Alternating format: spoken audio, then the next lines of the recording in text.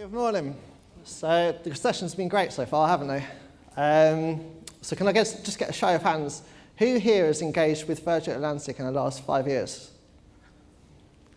Cool. So if you've received an email, it's likely to have come through me, so fingers crossed you liked it. But yeah, in seriousness, even in that time, our ability to personalise customer journeys, build brand loyalty, and deliver a truly consistent experience across all platforms has really, really grown in that time. And those are three things that I'm really passionate about, and I know that my team are as well. They're absolutely vital to how a brand can really develop a truly amplified customer experience across all channels. And that's what I'm here to talk to you about today. Would have helped if I pick this up. So that's my passion, and I do have others outside of the email industry. But what about Virgin Atlantic? So everything that we do stems from our ambition to become the most loved travel company. And to be able to do that, we need to be able to build strong and healthy relationships with our customers through meaningful conversations that they can really relate to. We're very fortunate that at Virgin Atlantic, we have a very powerful and unique brand and tone of voice on our side, and that really helps to back us up. But these two things can only be as effective as the customers that we're communicating with. And it means that our approach to personalisation and how we amplify these experiences is absolutely instrumental. And that goes way beyond first-name personalisation, which I'm pretty sure I had someone in this room say before is pretty much par for the course nowadays in email, and I could not agree more. Personalisation needs to strive to be as close to one-to-one as possible. And that's what we do at Virgin Atlantic, with truly personalised experiences and highly dynamic content that the customer can really, really relate to. So before I get going, I'm going to kick off with a quick timeline. And I'm going to apologise because the next 20 minutes are going to take you through 2.5 years that you probably prefer to try and forget. Fingers crossed by the end of this, you're not feeling the same about this presentation. So yeah, we're going to kick off with March 2020. It was the month that COVID brought travel to a very abrupt halt. It completely changed our approach to personalisation and transformed our use of Movable. So it feels like a very appropriate place for us to kick off. From there, we'll move on to 2021, where having been grounded for so long, demand really started to ramp up for travel as we took to the skies again. There was massive excitement. So our approach to personalisation was really taken to the next level from that point. And then we're going to fast forward to 2022, where having transitioned back from that reactive mindset to a proactive mindset, we're going to take a sneak peek at all the exciting things that we have coming up. So, a bit of background as to where we were before COVID to provide a bit of context. Life before COVID was very exciting with Movable. We had lots going on, but our use of it was largely intertwined with our pre-departure journeys. They'd be things like creative animations that would be destination themes and personalised to the individual to really generate excitement and the buzz ahead of the customer's travel. We had itinerary blocks, which would provide customers with vital information and a useful point of reference ahead of their trips. Specialist recommendations that could cover all sorts of things from what to expect ahead of your travel, places to visit, very importantly, places to eat. And travel plan checklists. It would cover things like when to turn up to the airport, remember to bring a passport, and so on. And there was much, much more, but that's not what I'm here to talk to you about today. So, of course, COVID struck, and it really impacted the world.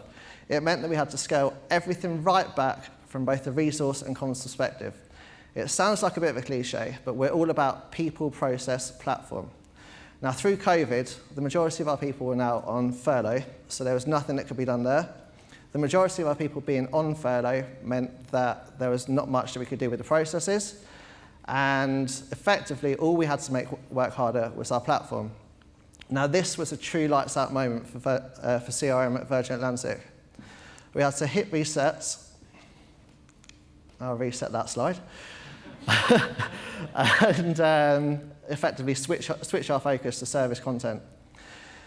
We were very lucky, though, that we had an integration between our contact management system and our campaign management tool that meant that even in the absence of a developer like me, our team could build tens of thousands of permutations of emails and even include simpler dynamic rules within those templates, which meant they could maintain those healthy levels of personalization throughout that period. But there were still hurdles. Now I'm on the right slide. We need to figure out very quickly how we could become reactive to a situation that's changing daily, if not hourly. The speed to market was becoming as crucial as the content that we were communicating, and Movable Ink became absolutely crucial to serving that content. Components like this purple banner up at the top became a fixture in our emails, as they allowed us to deliver real-time destination-specific alerts that would automatically update in the customer's inboxes with the latest information. Doing it through Movable Ink meant that we could deliver this information within a matter of minutes rather than hours. And the hours would be spent manually updating templates and the associated time for testing. So being able to do it through Movable Ink was really useful given the fact that the majority of these templates were trigger-based. There was, however, a hunger to still create even more unique experiences for our customers, which relies not only on the data, but also the ability to generate content at scale with that data. There was one problem, though, and as you can imagine, that was furlough. With the majority of our team being on furlough, we didn't really have the resource to generate content at scale, and this is when the Movable Ink and Virgin Atlantic partnership took off in full flight. They allowed us to generate personalization at scale with data activated, contextually relevant, and also generated content. We were able to break down business-wide silos, which was a massive win in itself, by using the web team to update the website with travel entry requirements, which would then be replicated across all of our emails automatically. As you can imagine, this resulted in thousands of different permutations of emails with inbound and outbound routes covered, and saved hundreds of hours of time with one single team making updates that would then also populate across all of our emails versus three different teams working in silos. And for those customers that we couldn't communicate with via email, we had SMS to fall back on, which meant that we had maximum reach with these important travel updates. We did, however, also have another secret weapon in our back pocket, and that was a new and unified look and feel across all of our emails. Having a clear identity that customers can easily identify as you on open is just as important to building brand loyalty and amplifying the customer experience as the content that you're trying to push out and the data that you're trying to harness. It allows you to more easily signpost content like call to actions, offers, and even snippets of important information that ultimately enables you then to more easily build brand behaviours that you want to see within your database. Combining this with making sure that your content is accessible and you're onto a winner. Accessibility has been huge in the email industry for the last 5 to 10 years, and it's definitely been a growing trend. We've tried to make sure that we've been able to establish interactive touches like hover states on clickable objects. We've addressed our use of font sizes and colours to make sure that they align with accessibility standards. And we've made sure that our content can be accurately read by screen readers. Along with that, we're also looking at dark mode as well. So with 12% of opens occurring in dark mode in 2021 to 26% opening in dark mode in 2022, there's definitely been a spike in behaviour in that environment. So yeah, we made sure that our content is also accessible in that environment as well. And then everything that we do is then informed by a test and learn program. This allows us to understand what works for our data and also what doesn't work for our data. And I'm not going to lean too heavily into what doesn't work for our data, but instead I'll tell you a success story. Our web team have recently been working on this itinerary bar component. And through various rounds of optimization, we've been able to understand that having a clear identity between email and web shows positive signs of engagement. So we've pulled together this itinerary bar here, which you can see shows distinct similarities with what we've got here, optimized slightly for what we need it to do in email. And this not only provides a constant point of reference for important booking information that I spoke about before, but it also provides a gentle nod to what the customer would have seen in Manage My Booking once they've made the booking, and then previously in the book flow. So it means that the customer's getting that consistent journey from the book flow through to their pre-departure emails, and then onto their pre-departure web experience.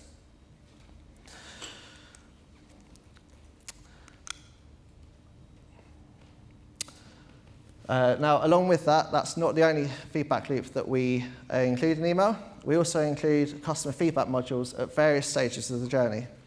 These provide us real-time, zero-party data that enable a true two-way dialogue with our customers. It allows us to understand stats like 90% of our customers are finding our travel checklist emails useful, but also means that we can gain insights as to why that 10% aren't. So that's 2020. Now let's talk about 2021. With customers wanting to go on the trips that they've missed out on, having made various improvements to their home. Demand for travel was really starting to ramp up, and this took our approach to the next level. The lights were officially back on for CRM at Virgin Atlantic. With Movable Link, we've been able to activate multiple different data sources to generate innovative and personalised components. This example that I'm about to show you was targeted at driving revenue by promoting fares for popular routes to customers. Firstly, we're looking at which component we want to target, and this is the header image. In the next layer, we're using the customer's recent browse behaviour to populate the destination that they're flying to. Next up, we're using location data to populate their origin airport, and that's done based on postcode. Then that's overlaid by real-time live pricing, which is driven via an API feed and populated based on the propensity that the customer has to fly in X cabin. So if they were flying in upper class, you can imagine that would be much higher.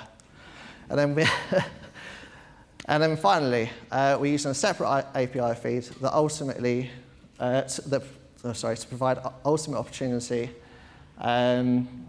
by displaying the points value, but that points value only displays if the customer has enough points in their balance and there's reward flight availability on their flight.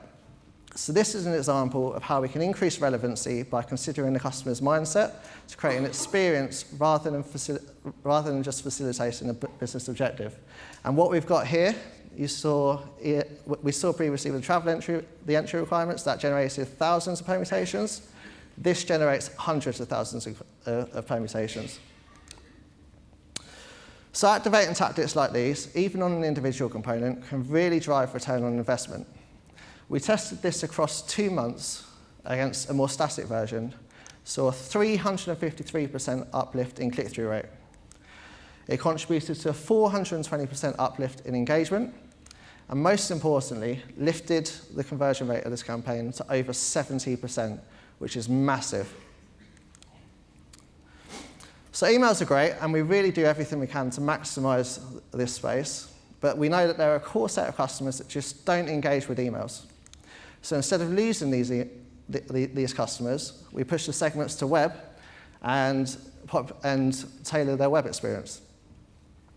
We then share these same segments with social to drive targeted content on platforms like Facebook. So this just helps to drive a true unified digital customer experience by targeting the right person with the right message at the right time. So that's 2020. We've gone through to 2021. Now we're in a place where travel for pleasure is the new norm again in 2022. Customers are starting to feel more comfortable with swapping their TV remotes for plane tickets, and that has allowed us to return to a way more proactive approach and refocus our attention on once again involving our pre-departure journey. So let's take a look at what we've got coming up with Movable Link. Now this one I'm really excited about. It's displaying live seat availability at cabin level within the email. It means that customers are instantly able to understand what's available in that specific cabin and make it a well-informed choice about which seats they want to choose. We're also going to evolve our use of the dynamic Spotify component and see how we can potentially use that in a pre-departure space and really drive the dynamic nature of it by populating it based on destination. Now, a lot of the stuff that we've done through COVID has really developed our approach. And you saw earlier with the travel entry requirements, we're using the web team to then populate content in email. With this one, we're also going to use the web team to then populate the images for the in-flight entertainment to ensure that what we're displaying in email is aligned with what the customer will then go on to see on the plane. And then keeping to the theme of recycling, we've got this countdown timer, which is usually largely used in sale activity. We're looking at how we can potentially repurpose this for a space in online check-in for customers who are just outside of that check-in window, with an option to remind them to then check in at the moment that it opens. But yeah, generally it's all about building excitement and making sure that our solutions align to the emotions that we're looking to evoke from our customers. So, to recap what I hope will have been on some level an amplified experience, amplifying the customer experience is more than just first-name personalization. If I leave you with 4 things, the first one is to make sure that you're building relevant content in the right way, at the right time, across the right channels, so that you can then go on to evoke the emotions that we spoke about before and build those behaviours that you're looking for. The second is to make sure that you're providing a clear and consistent journey that helps the customer to really identify that the emails are coming from you, and then the experience that you're giving them from email to web to social and so on is consistently aligned. That will help you to also build those desired behaviours. And then keeping to that theme, you need to make sure that you're listening to your data and acting on the feedback that you're receiving. This will really allow you to develop your approach and again, links back into the behaviours that you want to see from your customers. You combine those with your tech stack, and you're then able to look at how you can automate where possible, and push the boundaries with what you're doing. So if you combine all of this together, it's going to allow you to build those strong and healthy relationships with your customers through meaningful conversations, and make sure that they're lasting, which is particularly important in a world where retention has become key, following the hangover of the purchasing behaviours that we have seen throughout COVID. And that is me. I'm John Lockie. If you want to talk, let me know.